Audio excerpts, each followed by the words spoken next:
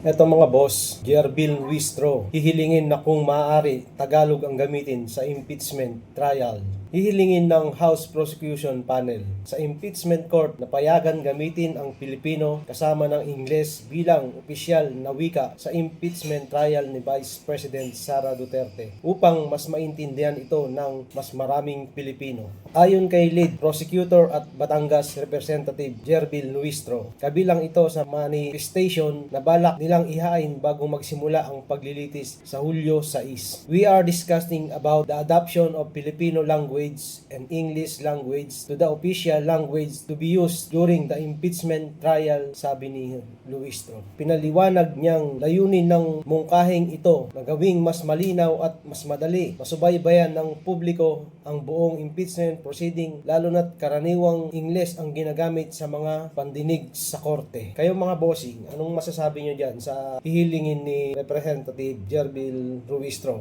na Tagalog ang gamitin? Pwede rin yan mga boss, para maintindihan ng mas maraming Pilipino. Pwede rin namang English. Anong masasabi niyo mga bossing?